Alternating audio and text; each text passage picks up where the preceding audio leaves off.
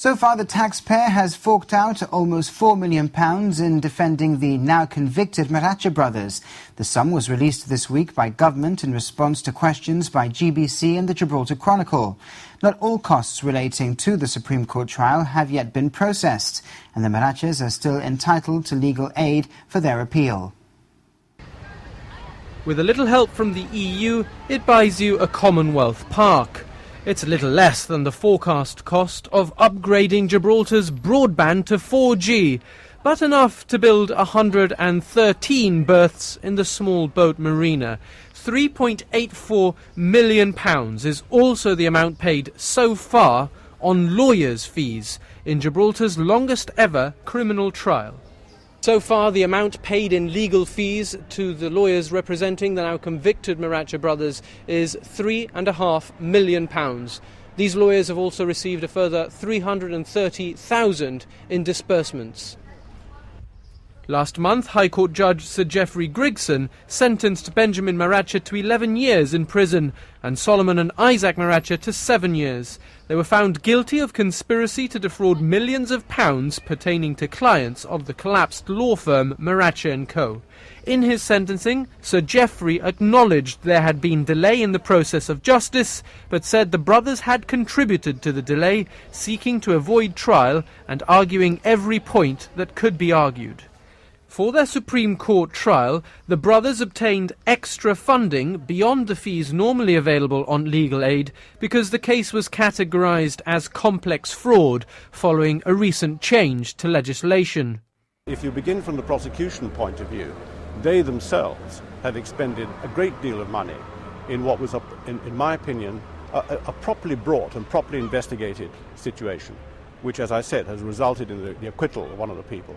And the prosecution engaged Mr. John McGuinness, Queen's Counsel, who is a top Queen's Counsel in our country. And he himself has prosecuted the case extremely well.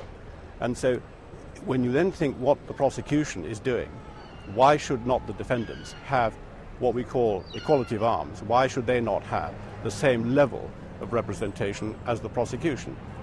And that's a sort of starting point. Your question was, why has this case been so...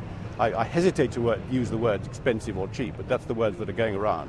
The reason was that there was a mountain, literally a mountain of evidence.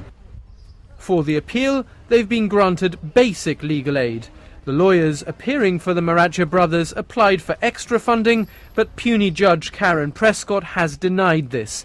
She said the Maracha brothers should not be treated any worse than anyone else entitled to legal aid, but they are not to be treated any better. There are still further amounts to be paid in respect of the Supreme Court trial. Some invoices are still being processed, so the figure of £3.84 million will climb further, and that is just the defence. Apart from the almost £4 million that the government has paid out in legal aid and disbursements, significant amounts have been paid to the prosecution lawyers. The trial has also taken in further expenses, including liquidation and litigation. And it's not over yet. With the appeal expected to take place in October, the full cost of the Maracha saga will not be known for some time yet. But today, many people's suspicions have been confirmed. Gibraltar's longest ever criminal trial is almost certainly also its most expensive. And we'll be back with more of this week's stories after this break.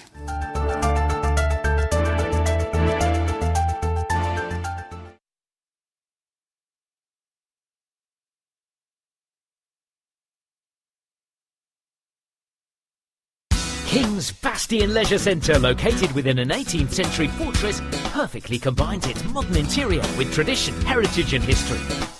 Facilities include a 14-lane bowling alley, restaurant, bar and cafeteria, an amusement arcade, pool tables, ice skating rink, 2 cinemas, gymnasium, disco and youth area. The ideal venue for all types of corporate events, celebrations and social functions.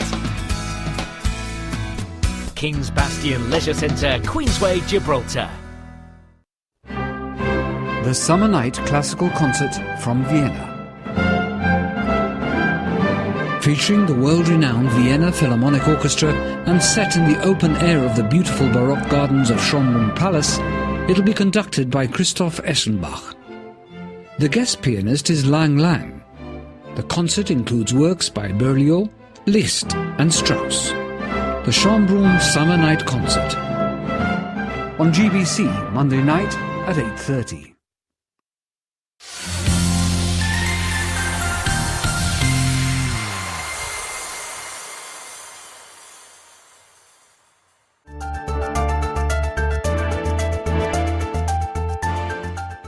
Welcome back. Tenders are being invited by the government for the redevelopment of North Gorge into an eco-residential scheme.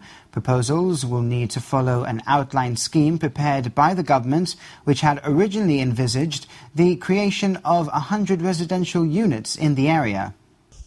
The GNHS states North Gorge is a unique site in Gibraltar in terms of its geology and ecology. It says the cave fissure systems below the site are different to those elsewhere on the rock and tell a very different geological story to other caves in Gibraltar and should be conserved on this basis alone. But in addition, it claims the gorge harbours the only known populations of a few plant species, and these in turn support populations of insects that are restricted to the area. The red lines as regards any proposal include the carrying out of an extensive geotechnical survey. The GNHS feels that should any development take place, firm evidence that the works will not compromise the underlying cave fissure systems should be provided beforehand. It also insists the cliff habitat within and around the gorge should remain intact without any stabilisation, descaling or removal of vegetation. Likewise, it adds, all rocky outcrops with vegetation within the gorge should be conserved. The Society asks for a complete botanical survey to be carried out in order to catalogue and identify all species and habitat formations, and asks that plants be protected from the effects of the development. In terms of animal protection, it also asks for a survey on the historical bat roosts to establish whether they still exist.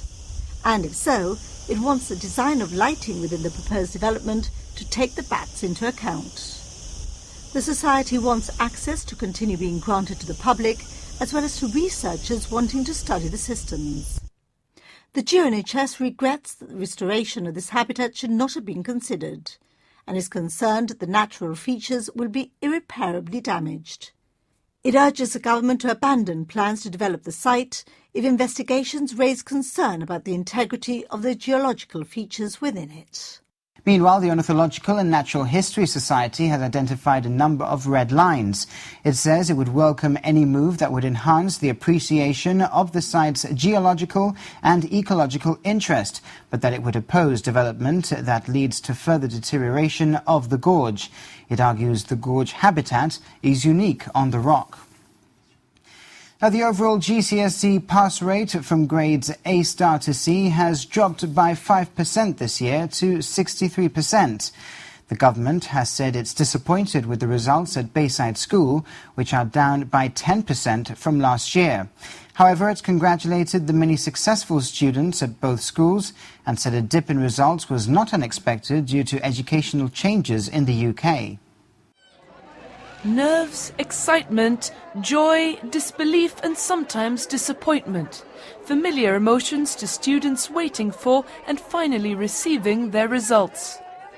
Worries over the predicted variability of this year's results have not proved altogether unfounded, with a 5% dip in grades A star to C from last year.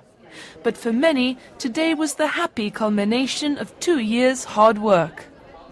Over the moon. I really have no words to describe how I'm feeling. What results did you get? I can't remember now. I got C's. For everything. Yeah. A's, C's. So, over the moon. I got 3 A stars and 6 A's. I got 5 A stars, 3 A's, 2 B's. You seem pretty happy with the results, huh? Yes, yeah, I'm really happy. Like, I didn't expect it. Really nervous and excited at the same time. What results did you get? I've just looked at my English one, I've passed it with a B, and I'm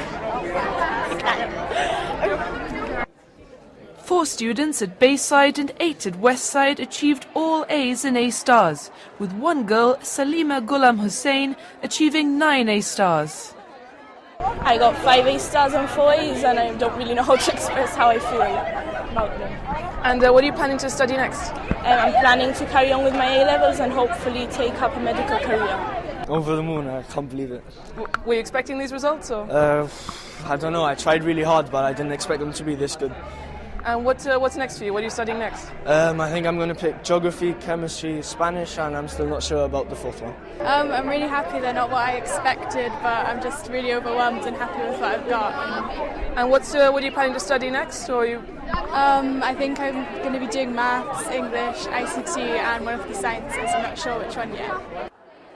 Educational reforms in the UK have seen a return to end-of-course exams instead of modular courses, and the promise of stricter marking by exam boards. While Westside School maintained its 2013 pass rate of 68%, Bayside School saw a 10% drop in grades A star to C. The Department of Education is now set to carry out a full analysis of all results and take all measures necessary to redress any issues identified. The Minister for Education, Gilbert Likudi, has congratulated the many students who have been successful in their GCSEs, adding that the department, the schools and the college will provide guidance and support to those who have not done as well as they hoped. The government praised the alternative Year 12 programme, which saw 71% of those who retook GCSEs achieving a minimum of 5 A-star to C grades, saying this shows that with the right support and willingness to work hard, good results are possible.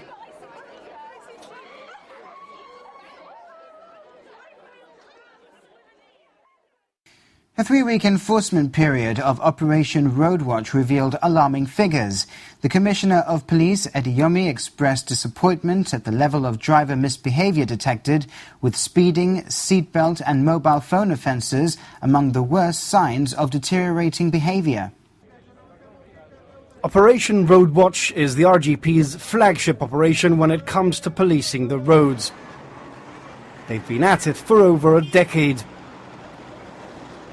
But despite the high-profile ongoing operation, statistics gathered between the 14th of July and the 3rd of August are not encouraging. 635 drivers were reported for exceeding the speed limits.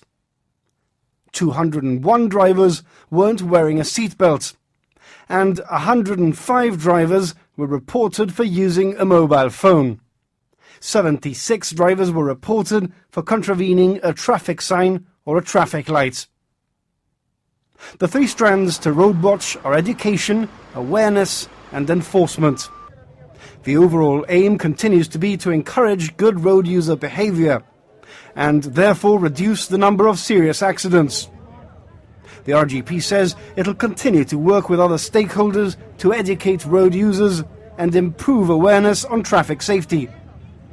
Nevertheless, the Commissioner describes the number of offences as significant and says the police will not shy away from stricter enforcement. Also this week, the Betting and Gaming Association filed a legal challenge to the UK government's proposals to introduce a point of consumption tax. An investigation is underway as to why a crane collapsed while it was operating at the building site for Beachview Terraces, and several of the inflatable water parks at the beaches were removed after being damaged by bad weather. For the rest of this week's news, you can head over to our website gbc.gi/news. Thank you very much for watching. From the team, good night.